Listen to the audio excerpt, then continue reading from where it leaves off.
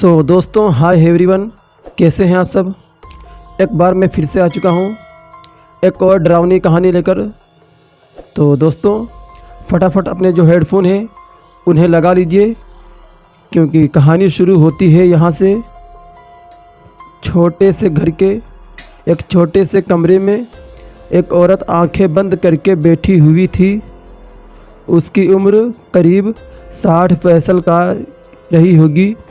सफ़ेद बाल, माथे पर काला टीका और उसके सामने रखा खून का प्याला ये जानने के लिए काफ़ी था कि वो कोई तंत्र विद्या कर रही है। वहीं दूसरी ओर शमशान की भूमि पर काली रात में 30-35 साल का एक आदमी, जिसका नाम मंजीत था, वो आंखें बंद करके मंत्र जाप कर रहा था। आसपास कोई भी नहीं था। उसके चारों ओर एक गोल घेरा बना हुआ था। मंत्र जाप करते हुए न जाने क्यों वो रुक गया और आंखें खोलकर इधर उधर देखने लगा।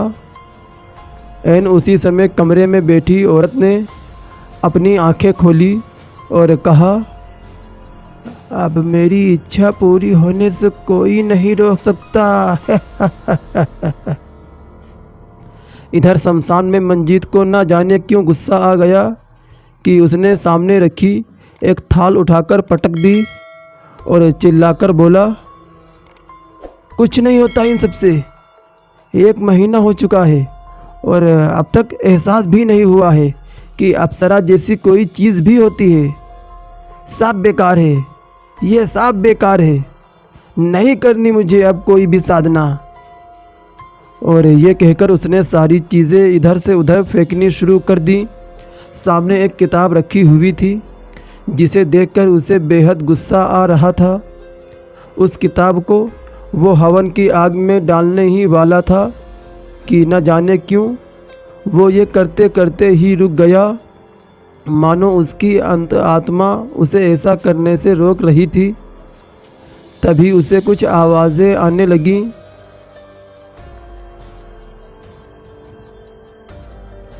वो आवाज़ सुनकर मंजीत का चेहरा जैसे खिल उठा और वो इधर उधर देखने लगा।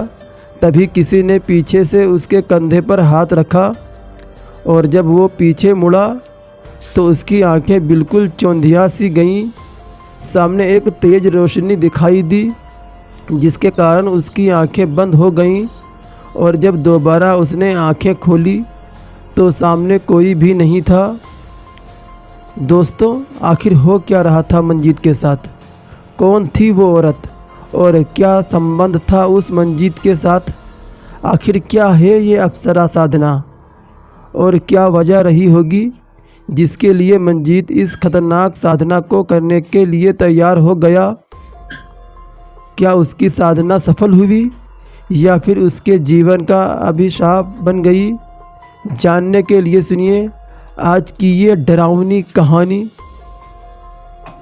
मंजीत 30-35 साल का आदमी था जिसकी शादी तो हो चुकी थी, लेकिन पैसों की कमी के कारण उसकी पत्नी ने उसे छोड़ दिया था। हालत इतनी ख़राब हो गई थी कि मंजीत को अपना घर बार बेचकर गांव के बाहर एक छोटी झोपड़ी में रहना पड़ रहा था। पढ़ा लिखा होने के बावजूद भी एक मजदूर के रूप में वो गांव के ही किसी किसान के खेत में काम करता था, जिससे उसकी रोज़ी रोटी चल रही थी। इतने पैसे थे नहीं कि वो अपना खुद का कारोबार शुरू कर सके और इज़्ज़त की रोटी कमा सके। गांव के लोग आते जाते उसकी गरीबी का मजाक उड़ाया करते थे।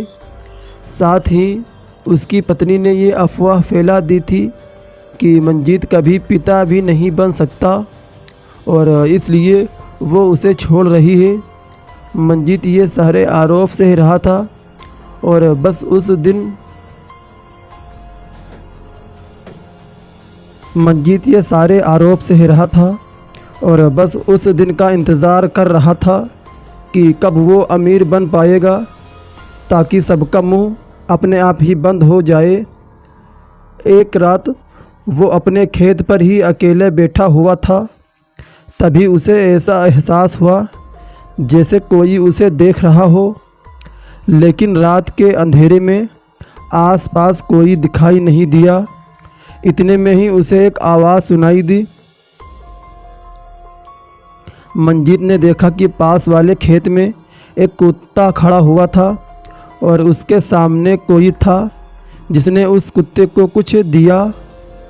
अंधेरा था, इसलिए मंजीत उस शख्स का चेहरा नहीं देख पाया।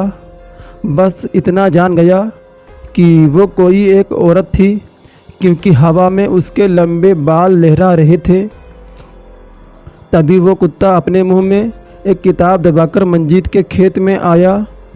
मंजीत ने देखा कि ये वही कुत्ता था जिसे वो हर रात खाना खिलाया करता था, और इस वजह से वो एक तरीके से मंजीत का पालतू कुत्ता बन चुका था। वो कुत्ता खेत के पास ही ज़मीन खोदने लगा। मंजीत उसे देख रहा था। उस कुत्ते ने ज़मीन खोदा और उस किताब को उस गड्ढे में डालकर उसके ऊपर मिट्टी डालने लगा। मंजीत ने उसे रोक दिया और उस किताब को वापस निकालने लगा। उस किताब के ऊपर लिखा था, भूत डामर तंत्र। ये किताब मंजीत को काफ़ी दिलचस्प लगी। मंजीत ने वापस उस औरत की ओर देखा, लेकिन तब तक ना जाने वो कहाँ औरत गायब हो गई। मंजीत ने उस किताब के पन्ने पलटने शुरू कर दिए। उसमें कई तरह के साधनाओं के बारे में लिखा हुआ था, जिसके बारे में उसने पहले कभी भी नहीं सुना था। कुछ अजीब सी साधनाओं के नाम भी लिखे हुए थे, लेकिन वो क्या है और किस लिए की जाती है वो साधनाएं, वो उसे समझ नहीं आ रहा था। लेकिन एक साधना थी जिसने उसका ध्यान आकर्षित किया, और वो थी अप्सरा साधना। उसमें कुछ बातें लिखी हुई थी जो उसने पढ़ी। अप्सरा सिद्ध होने पर जीवन भर साथ रहती है और तन मन धन का सुख देकर साधक का ध्यान रखती है। मित्र, पत्नी या प्रेमिका के रूप में इसकी सिद्धि हो सकती है, और धन यौवन के इच्छाएं पूरी करती है। सारी चीज़ें पढ़ते पढ़ते वो जानने लगा कि अप्सरा साधना कैसे की जाती है और उसके लिए कौन सी चीज़ें लगती हैं। उसे उस साधना पर विश्वास सा होने लगा। उसे लगा कि वो ये साधना करके अप्सरा को प्राप्त कर सकता है। इसलिए सारी रात बैठकर वो बस किताब को पढ़ने लगा, और अगली सुबह करीब 5 बजे अपने घर गया। उसने पूरी विधि पढ़ ली थी। उस किताब के मुताबिक ये साधना 7 से 9 दिनों की थी, जो शुक्रवार रात 10 बजे से शुरू करनी थी, और वो दिन शुक्रवार का ही था। उसने तय किया कि एक बार वो ये साधना करके ज़रूर देखेगा। उसने किताब में लिखी सारी सामग्री, जैसे साधना के वस्त्र, गुलाब का इत्र, घी और दीपक, पीला आसन, साधना की माला और बाकी की सारी चीज़ें इकट्ठी कर ली। ये सब लेने के लिए पैसे तो थे नहीं उसके पास, इसलिए उसने अपनी छोटी सी झोपड़ी भी गिरवी रख दी और चल पड़ा रात को साधना करने के लिए। उत्तर दिशा की ओर मुख करके घी का दीपक जलाकर हवन की तैयारी करके वो गणेश पूजन करने लगा और सुरक्षा कवच बनाने का मंत्र उच्चारण करने लगा। हर विधि उस किताब में मौजूद थी। उसमें लिखी विधि के अनुसार वो साधना करता गया। 1 रात बीती, 2 रात बीती, यहाँ तक कि 3 रात भी बीत गईं, लेकिन मंजीत को ऐसा लगा ही नहीं कि अप्सरा जैसी कोई भी चीज़ है जो उसे प्रसन्न हो सकती है। ऐसा इसलिए क्योंकि किताब के अनुसार ऐसी साधनाओं को करने से डरावनी आवाज़ सुनाई देना या डरावने दृश्य दिखाई देना आम बात थी, और अभी तक उसके साथ ऐसा कुछ भी नहीं हुआ था। और इसी तरह 10 रात बीत गईं, लेकिन फिर भी उसके आसपास कोई हलचल नहीं हुई। मंजीत को गुस्सा आने लगा, लेकिन उसने सोचा कि शायद इस साधना में और वक्त भी लग सकता, इसलिए वो हर रात साधना करता गया और अप्सरा का आवाहन करता रहा। लेकिन 1 महीने बीत जाने के बाद भी उसे ज़रा सा भी हलचल या अप्सरा के आने का एहसास नहीं हुआ। उसे अपने आप पर गुस्सा आने लगा कि वो इस झूठी साधना के जाल में फंस गया और इसे सच मानने लगा। लेकिन आखिरी रात जब वो इस किताब को झूठ मारकर जलाने वाला था, तब अचानक उसे एक आवाज़ सुनाई दी। वो आवाज़ सुनकर वो इधर उधर देखने लगा, लेकिन आसपास कोई भी नहीं था। वो ऐसी आवाज़ थी मानो कोई उसके चारों ओर नृत्य कर रहा हो। इससे मंजीत को अप्सरा के होने की उम्मीद होने लगी। तभी पीछे से किसी ने उसके कंधे पर हाथ रखा और जैसे ही वो पीछे मुड़ा, अचानक उसे तेज़ रोशनी दिखाई दी जो उसकी आंखें बर्दाश्त नहीं कर पाईं। उसकी आंखें बंद हो गईं और जब दोबारा उसने आंखें खोली तो सामने कोई भी नहीं था, लेकिन वो खामोश हो गया। ये सोचकर कि वो अप्सरा थी। अब उसे अप्सरा के अस्तित्व पर तो यकीन हो गया और उसने कहा, मतलब अप्सरा सच में होती है? अब मैं उसे सिद्ध करके ही रहूँगा। और अगले ही रात से फिर से वो साधना करने लगा। 2 रातें और बीती और तीसरी रात जब वो साधना कर रहा था, तब उसे कुछ अजीब सी छवियाँ दिखाई देने लगी। उसके मस्तिष्क में एक औरत की छवि बनती नज़र आई जो उसकी ओर पीठ करके खड़ी हुई थी। मंजीत उस औरत की ओर बढ़ रहा था। फिर उसने उस औरत को हंसते हुए सुना। वो औरत जो सामने खड़ी थी वो ज़ोर ज़ोर से हंस रही थी, लेकिन उसकी आवाज़ बहुत सुरीली थी।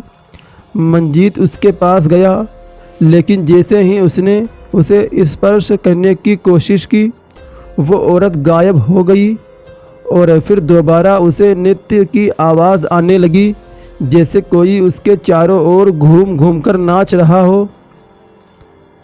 इतना ही नहीं, जैसे जैसे घुंघरू की आवाज़ तेज़ होती गई, वैसे वैसे अचानक मंजीत को लगने लगा जैसे कि हज़ारों कीड़े मकोड़े उसके शरीर पर रेंग रहे हों और उसे काट रहे हों।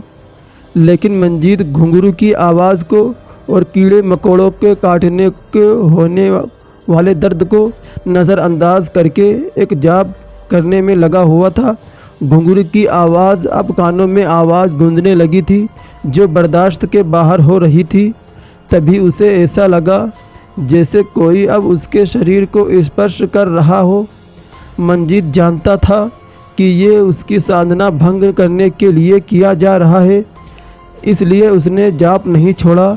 उसके शरीर पर नाखूनों के निशान बनने लगे और अचानक किसी ने उसके बाल पकड़कर खींचे, पर इनका भी उस पर कोई असर नहीं हुआ। ये सब वो चुपचाप से ही रहा था कि अचानक से उसके पैर में जोर का दर्द हुआ और मंजीत की दर्दनाक चीख निकल गई। उसने जाप करना छोड़ दिया और पैरों को देखा। उसके पांव पैर के अंगूठे वाले हिस्से से बहुत सारा खून बह रहा था, क्योंकि उसके पैर का अंगूठा ही उखड़ चुका था। मंजीत दर्द से चिल्लाने लगा और साधना स्तर पर ही लेट गया। खून बहुत बह रहा था, इसलिए इतने में ही उसी हिस्से में वापस भयानक दर्द शुरू हो गया और तेज़ी से खून निकलने लगा। उसे ऐसा लगा जैसे कोई उसे उस हिस्से से उसका खून चूस रहा हो। वो दर्द इतना ज़्यादा था कि मंजीत वहीं पर बेहोश हो गया। करीब 3 से 4 घंटे के बाद उसे होश आया, लेकिन वो ये देखकर हैरान हो गया कि वो शमशान में नहीं बल्कि अपनी झोपड़ी में था। वो उठ के बैठ गया। तभी उसकी नज़र पैर के अंगूठे पर गई, जहाँ पर एक पट्टी बंधी हुई थी। वो पसीने से लथपथ ये सोच ही रहा था कि वो आखिर घर आया तो आया कैसे, कि इतने में ही किसी ने उसके कान में कहा, किस रूप में सिद्ध करना चाहते हो तुम मुझे? और ये सुनकर मंजीत ने पीछे देखा, लेकिन पीछे कोई भी नहीं था। उसे लगा कि शायद उसकी साधना सिद्ध हो गई और अप्सरा उसके आसपास है, इसलिए उसने कहा, कहाँ हो तुम? सामने आओ तुम। और ये कहकर वो इधर उधर देखने लगा। तभी उसे एक भयानक हंसी सुनाई देने लगी, जो उस औरत की हंसी से बिल्कुल अलग थी, जिसे साधना करते समय मंजीत ने देखा था। मंजीत के होश उड़ गए और वो कांपने लगा। उसने कहा, कौन है? कौन है यहाँ? तू कौन है? तभी किसी ने झोपड़ी का दरवाज़ा खटखटाया। जब मंजीत लड़खड़ाते हुए दरवाजे के पास पहुंचा और उसने दरवाज़ा खोला तो सामने उसने एक औरत को खड़ा देखा, जो उसकी ओर पीठ करके खड़ी हुई थी। मंजीत ने कहा, तुम कौन हो? उसका सवाल सुनकर वो औरत वापस से हंसने लगी और इस बार उसकी आवाज़ बहुत मधुर थी, जिसे सुनकर मंजीत खुश हो गया। उस औरत ने कहा, मैं तो वही हूँ जिसे तुम सिद्ध करना चाहते थे। और फिर मंजीत उसके पास जाने लगा और बोला, मैं तुम्हें अपनी पत्नी के रूप में सिद्ध करना चाहता हूँ। तभी दोस्तों वो औरत मंजीत की ओर मुड़ी और उसकी सुंदरता देख मंजीत मोहित हो गया। वो औरत सच में बहुत ही खूबसूरत थी। उसके शरीर की कोमलता और लचीलापन साफ नज़र आ रहा था। मंजीत उसकी सुंदरता में खो सा गया। उस औरत ने कहा, उर्वशी हूँ मैं, मुझे पत्नी के रूप में सिद्ध करने के लिए तुम्हें मुझसे विवाह करना होगा। और फिर मंजीत ने विवाह के लिए तुरंत हाँ कर दिया और उसी झोपड़ी के अंदर गई। उसके हाथ में खोपड़ियों की 2 मालाएं थी। उसने मंजीत को वो मालाएं दी, जिसे उर्वशी को पहनाकर उसने उससे विवाह कर लिया। लेकिन विवाह से पहले उर्वशी ने उससे वचन मांगा कि ना तो वो किसी और स्त्री की ओर देखेगा और ना ही किसी को उसका सच बताएगा। मंजीत इसके लिए भी मान गया। उसी रात उर्वशी अचानक उसके करीब आने लगी और मंजीत भी उत्तेजित होने लगा। उर्वशी उसके सामने ही निर्वस्त्र हो गई और मंजीत से लिपट गई। दोनों ने संभोग किया। खुद को संतुष्ट करने के बाद उर्वशी और मंजीत सो गए। फिर अगले दिन मंजीत उर्वशी को लेकर गांव के शहर पर निकल गया, ताकि गांव वालों को दिखा सके कि उसकी पत्नी कितनी सुंदर है। गांव वाले उर्वशी को देखकर मंत्रमुग्ध हो चुके थे। इतनी सुंदर स्त्री उन्होंने कभी नहीं देखी हुई थी। उनकी नज़रों में वो अप्सरा ही थी। मंजीत सबकी ईर्ष्या देखकर बहुत खुश था। उस दिन घर आने के बाद उसने वापस काम पर जाने की इच्छा जताई, लेकिन उर्वशी ने उसे अपनी सुंदरता के जाल में फंसाकर जाने ही नहीं दिया और खुद को संतुष्ट करने में लग गई। लेकिन अगले ही दिन भी उर्वशी उसे जाने ही नहीं देना चाहती थी, पर रोज़ी रोटी के लिए मंजीत को काम पर तो जाना ही था, इसलिए वो चला गया। उर्वशी को ये अच्छा नहीं लगा, इसलिए वो भी उसके पीछे पीछे खेतों में चली गई। वहाँ जाकर उसने देखा कि मंजीत अकेले ही काम कर रहा था और वहाँ कोई भी नहीं था। मंजीत उसे देखकर चौंक गया और उसने उसे घर जाने को कहा, लेकिन घर जाने के बजाय वो वहीं मंजीत के साथ शारीरिक संबंध बनाने की कोशिश करने लगी और मंजीत भी बहक कर उसके साथ संभोग करने लगा। इसके बाद दोनों घर आ गए और घर आने के बाद भी दोनों हमबस्तर हुए।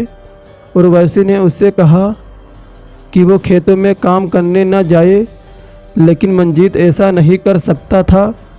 उर्वशी ने कहा, दोस्तों, आखिर उर्वशी ने मंजीत से क्या कहा?